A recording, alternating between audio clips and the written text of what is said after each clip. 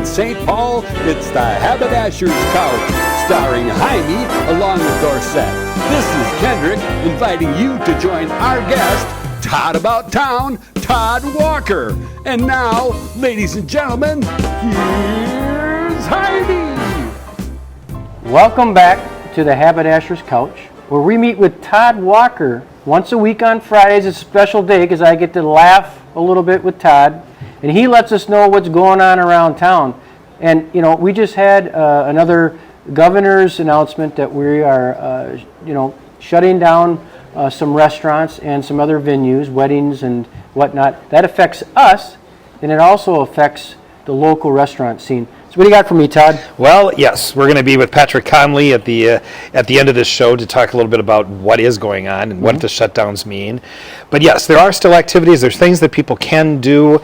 You know, it's not all gloom and doom. So what can we do? What can you do? Well, okay. This past week I went out to the Minnesota State Fairgrounds, and they have something called the Glow Festival. Yeah, you drive through. Yeah, you drive through, and so it's $46 per car. So pack everybody in your car, or charge each person in your car a good $10, and you're not paying anything. Or get an RV, right, and take an RV out there. So you drive around. There's about, I think, 8 different vignettes that you stop at, and you look at all the lights, and there's music playing. There's one that's even dedicated to Prince. So it was a lot of fun, and it does put you in some of the, the holiday spirit, and it is definitely socially responsible. So they designed rope lights of whatnot and Prince, like Prince playing the guitar or something? Yeah, there's like the big Prince logo. Oh, nice. Yeah, and I'll send you some pictures so we can splice it in with this as well. But so it's really pretty. So you can go out there and be with your family and do that. So that's one of the things. This is our Purple Rain right now, isn't it? There you go. Yep, that's exactly it. It's funny because I look around downtown St. Paul, and I feel really bad for the restaurant venues and the entertainment venues. I know that they have. Tell me about where we're at with what we can do then. I mean, besides driving in our car. So though there are different things, and I don't like to just talk about the virtual ones because people want to get out and do different things. But so there are activities that you can go out and do. So I put together a little list so people can check it out. Good. So for example, you can go over to the Norway House, and the Norway House has a gingerbread land. So you go through, and every year they add to it, and I've covered it a number of times for Fox and other outlets. Sure. But you can walk through and look at all these unbelievable creations done by different artists and different bakers. Gingerbread, all out of gingerbread. Yep. Have you ever made a gingerbread house? No, but I know that I watched Shrek with my daughter, and the gingerbread man on there. There you go. So you're a fan. Yeah. The one of the events that I really like to support is it's the Minneapolis Institute of Art. Yeah. Every year, I think they're going on their 25th year. They have an art sale where 80% of the proceeds go right directly back to the students that created the different pieces. It's a wonderful event. I think I've probably out of the 25 years I've gone to probably 20 of them at least. They make good gift items? Yeah, it's great gift items. Nothing is over $1,500, and as I said, 80% of the proceeds from everything goes right to the student.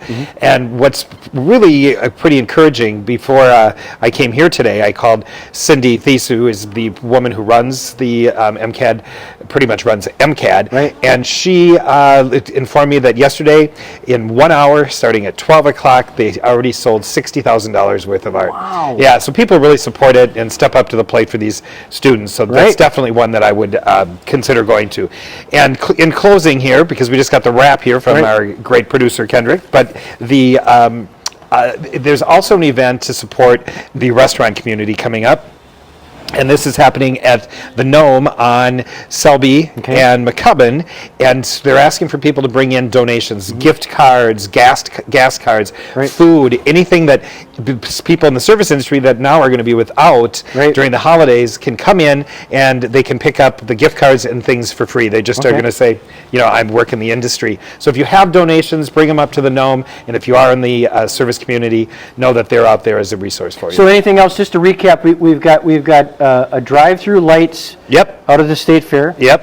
We've got an art sale going on. Yep, which is at MCAD. Yeah, at MCAD. Right. So go and at least take a look at the beautiful art. Okay, and then we've got what else? The service community at the Gnome. Okay. And there's some virtual things that are coming up, and I'll save. I think next week or the following week, I'm going to go through like a lot of the great virtual activities because we are going to be in lockdown. So as much as people want to get out there, it's going to be difficult. So we're gonna order takeout to Yep. support the local restaurant scene. Yep. We're gonna come to Heimie's and shop with an individual haberdasher for Christmas gifts and Yep. for your own needs. Yep.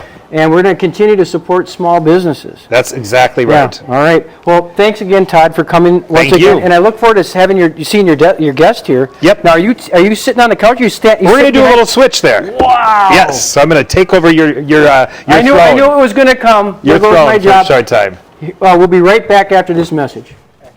Everybody loves somebody sometime. Oh, say, when I want a nice aftershave experience, I'll slap on a little St. James of London post-shave gel. It makes my face feel fabulous. You know, everybody wants to feel fabulous. Me too. So now I think I'm going to join the fellas over at the Haberdasher's couch. I'll make my way over to the couch now.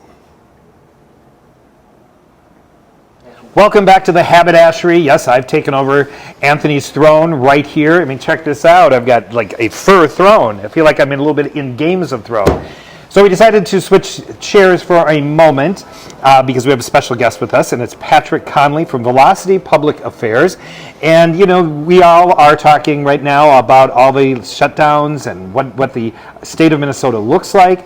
So we thought we'd bring in an expert to tell us a little bit about breaking down what the closures are and what it means to all of us that are trying to celebrate with friends and family between now and the first of the year. So welcome, Patrick. Well, thank you, Todd. I don't know if I'd call myself an expert. No. I'm just, Well, you are today. And on a side note, Patrick is decked out in Heimie's wear and I mean head to toe, because he even gets his hair cut here. So everything you're looking at is, you know, right here from Heimie's, right, Patrick? yeah, I mean, it really is. Shoelaces, shoes, socks, even their fantastic underwear, undershirts, coat. You know, Heimie's has been great to me over the years, and I think it's important that we support Heimie's down the road during the shutdown, but we'll get to that later. Yeah, and support the small businesses. All right, so first of all, let's go through what is shut down. So as of midnight tonight, you know, bars and restaurants are shut down. They will still be open for takeout, which is a good thing. The fitness centers are definitely shut down as of midnight tonight. Youth sports is shut down as well, and you know, some major entertainment centers such as bowling and movie theaters are closed as well as midnight tonight. And did I also hear that youth athletics? Yes, youth athletics has definitely been put on the pause mode with those other segments. All right, so this is going to be for 4 weeks, but there's talk. I know I was listening to the Governor Walz talk as well, that he's kind of leaving it a little bit vague, saying that he's open to see how things are looking at that time, but it might be an extension. Is that what you've heard too? You know, I think that's just, there's a lot of speculation out there, and I think it's only fair to comment on what we know to be true. And he said 4 weeks, and let's just see where it goes. I mean, I think the governor and the administration wants this to get better, and hopefully a 4-week shutdown or pause will help things get better, and we can all go back to our normal lives. All right, so let's go through the categories. First of all, youth sports. That means that it's just high school hockey and the rest of the football season, the high school hockey, that's done. All been put on pause except for college sports and professional sports. Okay.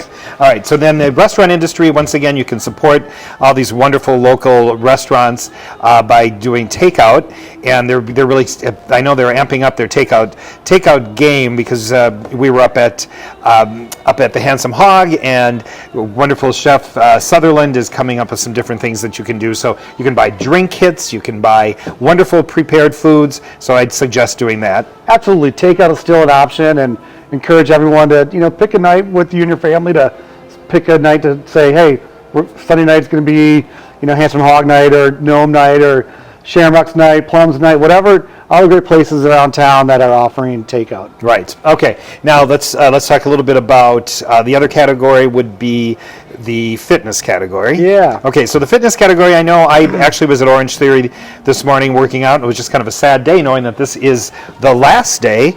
And they're really, a lot of people are really fighting it. I know I saw today, I just got a press release before I came in here, that Bra Makarati from the CEO of Lifetime Fitness is actually waging kind of a legal battle against the state. Can you go through that a little bit? Disclosure, we work with some of the gyms around town on this issue, and it's disappointing that they're shut down. And I think people from the fitness industry feel that the gyms are an asset to the community and a place where people can go and stay healthy and be healthy.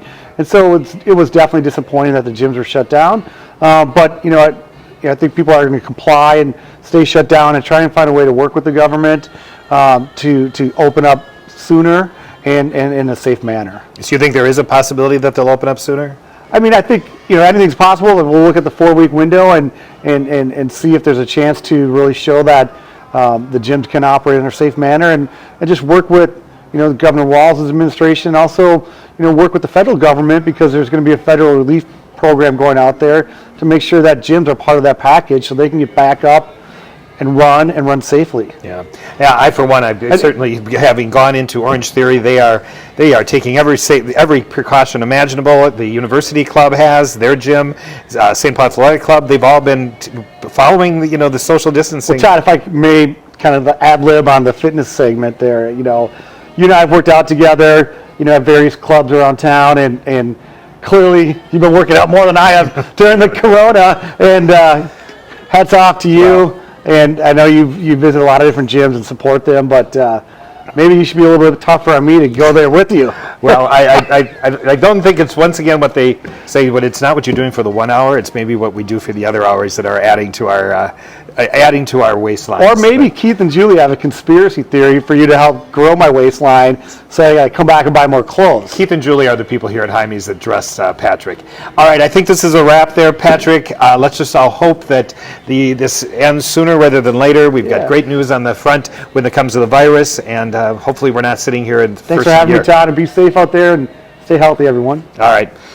Okay, guys, if you like this show, be sure to like it on Instagram, like it on YouTube, and all the other different social channels, so we can bring you more information right here from the great city of St. Paul. Happy Thanksgiving.